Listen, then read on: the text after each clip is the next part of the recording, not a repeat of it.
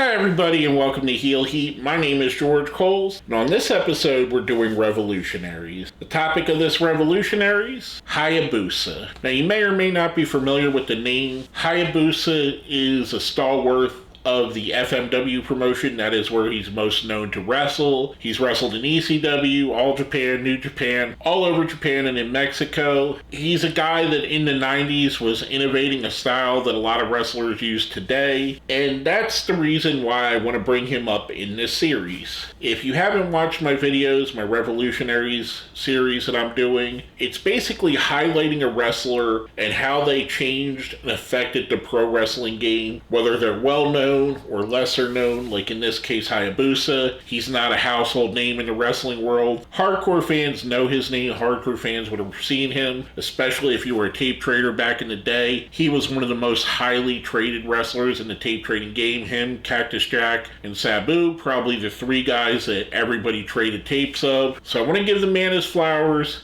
and I want to talk about why I think that Hayabusa is so revolutionary. Now, the first reason, innovation. Hayabusa took an excursion to Mexico and blended the lucha libre style in with the Japanese puro style in a way that very few have done before him. Ultimo Dragon had a little bit of a similar thing, but he was more on the lucha side. Jushin Liger, same thing. He leaned more towards the lucha side.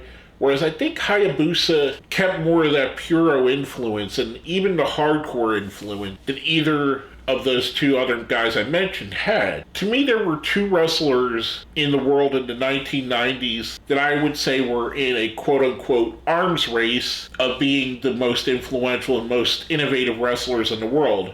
And that's Hayabusa and Sabu. And Hayabusa would create a move, Sabu would create a move, Hayabusa would do something that no one ever seen, Sabu would do something that no one ever seen. And their careers paralleled each other so much, with Hayabusa rising to be the face of FMW, Sabu being the face of ECW, and both of the guys kind of had a style that nobody ever seen. Like I said, with Hayabusa blending the puro and the lucha styles, with Sabu just the unhinged nature of his work. I've compared Sabu to a punk rock band. If everybody in wrestling was hair metal, Sabu was the Sex Pistols, or Nirvana, or the Misfits, or any of the punk bands that you could think of. And I know Nirvana's not a punk band, but you get what I'm saying. He wasn't pop music. Hayabusa was a little bit what I would say in the ring was more polished than Sabu, and Sabu purposely was unpolished. Don't get me wrong, I'm not talking bad about him here. Hayabusa made it more look like an art instead of just insanity. And if you're not fully on the fence on why he's so revolutionary, I'm going to give you two moves that he made that you see on every single pay-per-view, or a lot of them. That's the Falcon Arrow and the Phoenix Splash. And if you just think of someone like Seth Rollins, he uses both those moves. How many wrestlers have you seen use a Falcon Arrow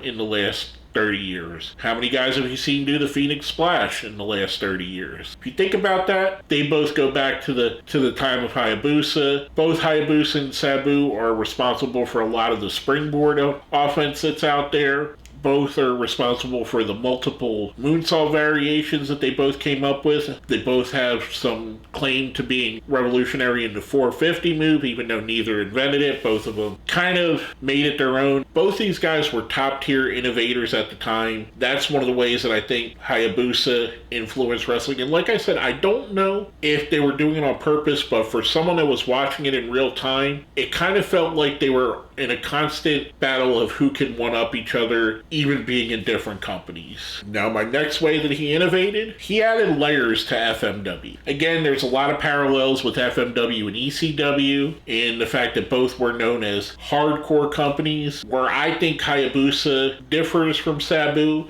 is in this here. Hayabusa brought a different kind of wrestling style into FMW. FMW wasn't as varied as ECW. Even from the beginning stages of ECW, it wasn't all about blood and guts. It wasn't all just hardcore matches. They had some of the best technical wrestlers in the world, Malenko, Benoit, Guerrero, and so on and so on. And they had high flyers like Rey Mysterio and Chris Jericho and Sabu and all these guys. Whereas FMW was known as just a hardcore style, and that's what all their matches were, for the most part. And then Hayabusa enters the scene. He brings that Puro Lucha mix that I talked about a little bit earlier, and changes what you expect from an FMW card. You are just as likely to see an exploding ring barbed wire match as you were to see a high-flying masterpiece with Hayabusa. Again, just adding layers to the company, making the company itself more vibrant, more alive, more palatable for everybody, bringing fans that I guarantee you weren't watching to see Onita versus Mr. Pogo, but they were watching to see Hayabusa, especially in his feud with Mr. Ganasaki. And I know I just pronounced that way wrong, but you know who I mean if you know what I'm talking about.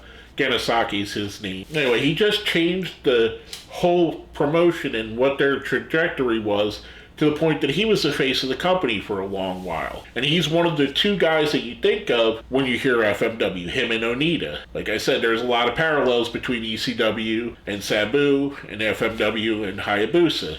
Sabu is one of the first guys you think of when we talk about ECW, just doing it in different countries. And my last point to tie everything together, and the reason I think he's so revolutionary, is the way that he's inspired the future generation. I touched on it a bit earlier when I said that Seth Rollins took a lot of his offense, and Seth Rollins has admitted and said at times that Hayabusa is one of his biggest influences. We've seen Will Ospreay come dressed as Hayabusa to an AEW show just over a year ago at the time I'm recording this. He said that Hayabusa is one of his biggest influences. People like Super Dragon, Sami Zayn, Kenny Omega, Kota Ibushi, all these wrestlers have said that Hayabusa has influenced them and the style that they bring to the ring. And when you think about the style that a lot of people say are the 5-star, 6-star, 7-star matches, a lot of the guys I just mentioned are in those matches, and there's a reason for that. It's because they've adapted a style that Hayabusa created. And that's what I think his biggest contribution is he laid a template, he laid groundwork for future generations to follow. He created moves that people are going to use till wrestling stops being wrestling. He had an aura and a presence that hardly anyone else in the history of the wrestling world ever had, and he did this all on a somewhat underground level. There was times where FMW was one of the biggest companies in Japan, but realistically, when you look back at it, look at them compared to All Japan Pro Wrestling, who was probably the biggest Japanese company at the time, and New Japan, who was very big as well, and you think of the legends that come out of there, the legends of that decade, whether it be Muda and Chono in New Japan or the Four Pillars and All Japan Pro Wrestling. There's so many legends just going through, and you got Hayabusa here doing his own thing and carving a path and putting himself right in them as legend, maybe on not such a big stage.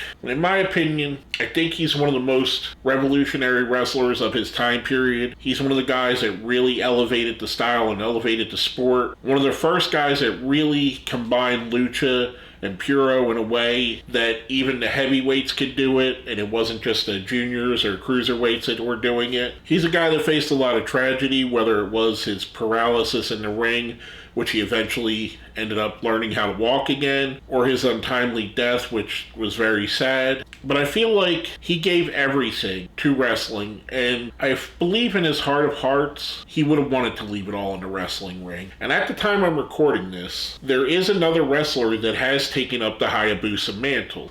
Now, I haven't seen any of his matches, I've just seen pictures, and I've read results from 0-1 where he's taken up the mantle. And if you're thinking that this is just a cheap ploy, it's been done over the years. There have been how many different tiger masks, and you go to Mexico, how many different La Parcas. He has the full blessing of the original Hayabusa's family to carry this on. He is going by just Hayabusa. I kind of wish he went by Hayabusa Jr. or Hayabusa 2, just so there's some delineation. On my next day that I have a lot of time off and there's not some premium live event or something I have to cover here, I'm going to probably do a deeper dive into it, kind of like I did with the great Muda's daughter, quote-unquote daughter, who I find that I really enjoy her work. I'm hoping to watch Hayabusa and the new Hayabusa and have fond thoughts of the old Hayabusa, who was someone that I really enjoyed. And there you go. There's another link to why he's so important. He's so relevant that even 25 years after his last professional wrestling match, his name means so much that someone else would be willing to pick up the mantle of that. And that just speaks volumes to me. With all that being said,